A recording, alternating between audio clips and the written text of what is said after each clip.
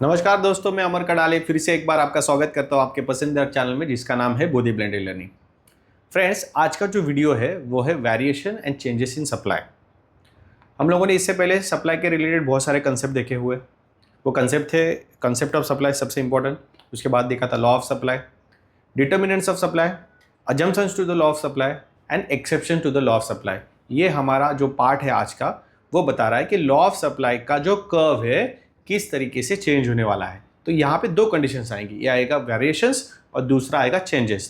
तो सबसे पहले हम लोग शुरुआत करते हैं वेरिएशंस के साथ। So let's see what is the variation in supply and how it is going to affect on the supply curve. Variations में दो चीजें होने वाली, एक होगा एक्सपांशन ऑफ सप्लाई और दूसरा होगा कॉन्ट्रैक्शन ऑफ सप्लाई। तो सबसे पहले हम लोग देखने वाले what is mean by expansion of supply, और एक्सपांशन ऑफ सप्लाई में हमारा लॉ ऑफ सप्लाई कैसे चेंजेस कर रहा है। ठीक है, what is mean by expansion of supply? The expansion of supply refers to the rise in the quantity of supply due to a rise in the price of the commodity. हमारा law of supply वही कहता है ना, as price increases supply increases.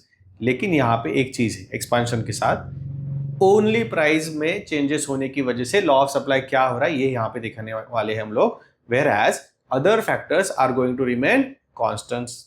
Expansion in supply leads to the upward movement on the same supply curve due to the rise in price. यहाँ पे expansion में क्या हो रहा है, प्राइस राइज हो रहा है और उसकी वजह से हमारा जो सप्लाई कर्व है सेम कर्व के ऊपर अपवर्ड मूवमेंट ले रहा है, ऊपर जा रहा है। कैसे, चलिए देखते हैं ग्राफ के हिसाब से। ये आ गया हमारा एक्स एक्सिस, ये आ गया हमारा वाई एक्सिस।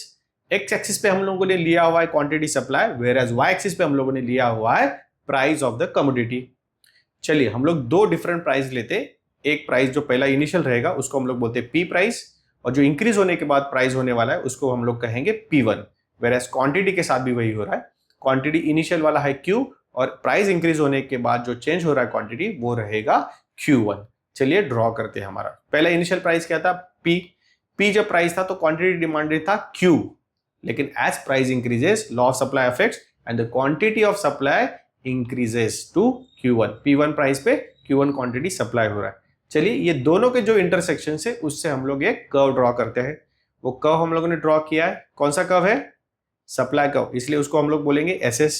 ठीक है, यहाँ पे देखिए क्या हो रहा है, जो पहला पॉइंट था इंटरसेक्शन का P और Q का, उसको हम लोग नाम देते A पॉइंट।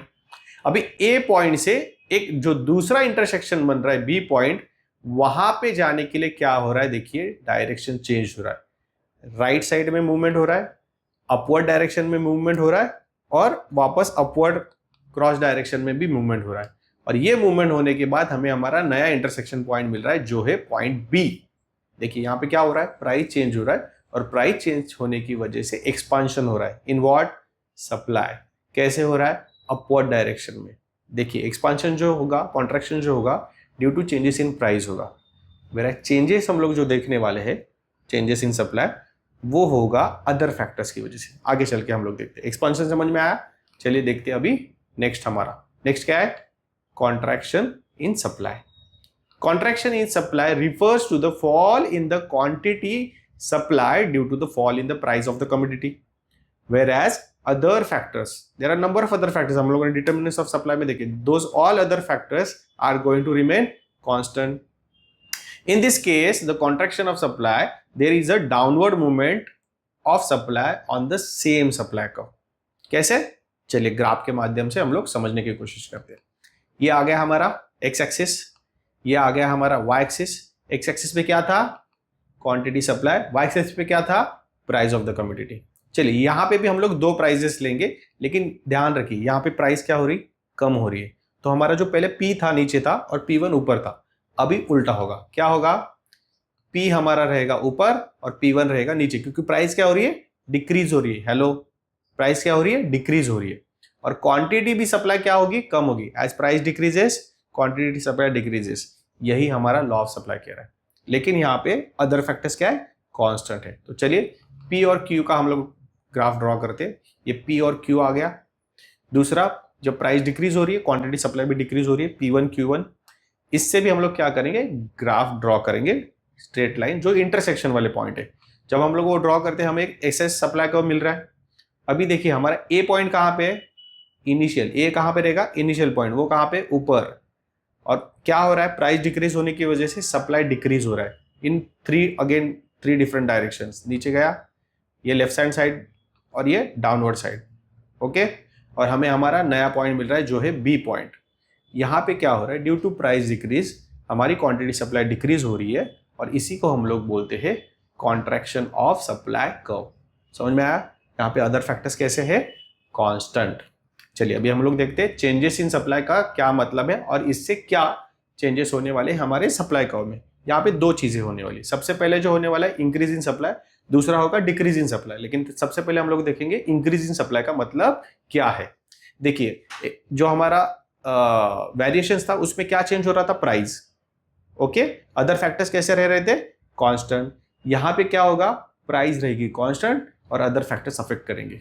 देखिए increase in supply refers to the rise in supply of a given commodity due to favorable changes in other factors such as fall in the price of the inputs. Price of commodity fall नहीं हो रहा है, price of input fall रहा है, fall in the tax rate, technological upgradation, etc. Right? There are a number of other factors also. Those factors change होने की वजह से क्या हो रहा है, हमारा supply change हो रहा है, affect हो रहा है.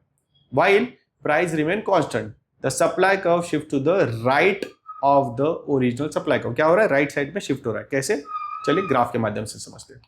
ये हमारा क्या आ गया, एक्स एक्सिस, ये क्या आया, वाई एक्सिस। एक्स एक्सिस पे क्या था, सेम चीजें थी जो पहले थी।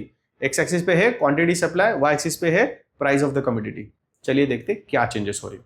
देखिए यहाँ पे प्राइस कैसी है, कांस्टेंट। हेलो, प्राइस क्या है, कांस्टेंट। चेंज क्या होने वाला है, quantity. Why, due to other factors. Price change हो रहा है नहीं, तो चलिए कांस्टेंट प्राइस का ग्राफ निकालते हैं।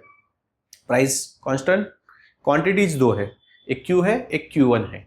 अभी हम लोग इंक्रीज इन सप्लाई देख रहे हैं, इसलिए Q1 अंदर की साइड है और Q1 बाहर की साइड है, क्योंकि इंक्रीज हो रहा है ना supply.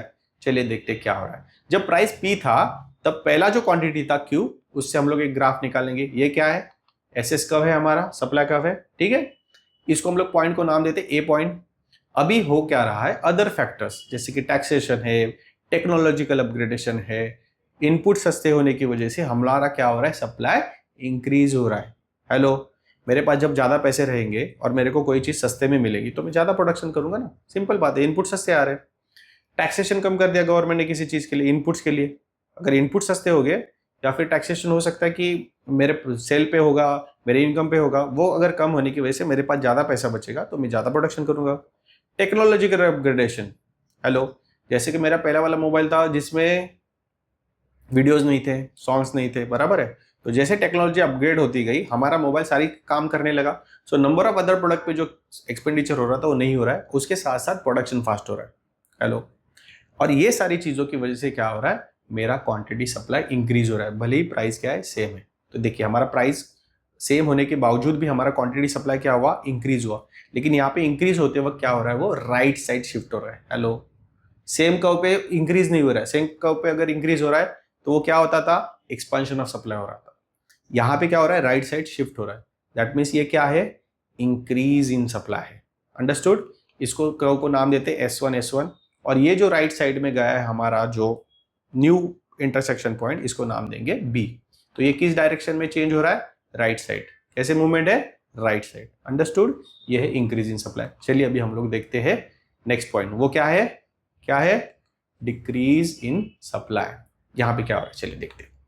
Decrease in supply refers to the fall in supply of a given commodity due to unfavourable changes in other factors such as increase in prices of inputs, increase in tax rate and outdated technology, strikes by the workers, etcetera. लेकिन price कैसी है, constant. Price change हो रही है नहीं। In this case the supply curve shift to the left side, अंदर की तरफ आ रहा है। लेफ्ट साइड मतलब अंदर की तरफ आया of the original supply curve. Hello, चलिए ग्राफ के माध्यम से देखते क्या हो रहा है। एक्स एक्सिस आ गया, वाई एक्सिस। एक्स एक्सिस पे है क्वांटिटी सप्लाई, वाई एक्सिस पे है प्राइस ऑफ द कमोडिटी। अभी यहाँ पे क्या हो रहा है, प्राइस कांस्टेंट है तो वैसे ही प्राइस कांस्टेंट रहेगा। चेंजेस जो होगा क्वांटिटी सप्लाई में होगा। पहले हमारा Q अंदर था, Q1 बाहर था। अभी क्या होगा, Q बाहर रहेगा, Q1 मतलब चेंज हुआ जो क्वांटिटी है वो अंदर की तरफ रहेगा। देखिए है वैसे ही, Q बाहर है, Q1 अंदर की तरफ है। तो पहले हम लोग Q वाला ग्राफ ड्रॉ करते हैं। ये क्या है, SS। और हमारा जो पॉइंट ऑफ इंटरसेक्शन क्या है, ए पॉइंट है। Due to unfavourable changes in the inputs, input महंगा हो गया, फॉर एग्जांपल कि मैं ऑनियन भजिया बना रहा हूँ और ऑनियन महंगा हो गया तो मेरा इनपुट महंगा हो गया, तो प्राइस चेंज नहीं कर सकता, क्योंकि प्राइस चेंज करूंगा तो कस्टमर चला जाएगा। लेकिन महंगा होने की वजह से मैं क्या कर रहा हूँ, क्वांटिटी कम प्रोड्यूस कर रहा हूँ, क्योंकि नुकसान हो सकता है अगर सेल नहीं हुआ तो मैंने क्वांटिटी कम कर दिया, तो क्वांटिटी अंदर की तरफ आ गया। न्यू पॉइंट क्या है, SS1 ग्राफ है, और जो नया हमारा पॉइंट आया इंटरसेक्शन का उसको हम लोग नाम देंगे बी। यहाँ पे मूवमेंट कैसे है, लेफ्ट साइड, कैसे है, लेफ्ट साइड, अंडरस्टूड। तो इन डिक्रीज इन सप्लाई क्या हो रहा है, सप्लाई जो है कम हो रहा है, बट वो instead of on the same graph, अगर ग्राफ चेंज हो रहा है, दूसरे लेफ्ट हैंड साइड पे दूसरा ग्राफ बन रहा है, तो वो है decrease in supply. Okay, I hope आपको ये दोनों पॉइंट समझ में आए होंगे, पसंद आए होंगे। और वैसे ही पूरा का पूरा अभी हमारा सप्लाई का जो है चैप्टर कंप्लीट हो चुका है, सप्लाई के सारे पॉइंट कवर हो चुके हैं। अगर आपको सभी पसंद आए, दोस्तों के साथ शेयर कीजिए, लाइक कीजिए, कमेंट करके बताइए आपको कैसे लग रहा है। आप कमेंट नहीं कर रहे हो, ठीक है, अच्छा लगता है अगर मैंने कुछ अच्छा काम किया आप कमेंट करते हो तो, ठीक है। मिलता हूं नेक्स्ट वीडियो में, और तब हम लोग देखेंगे फॉर्म्स ऑफ मार्केट। तब तक पढ़ते रहो, आगे बढ़ते रहो, बाय बाय।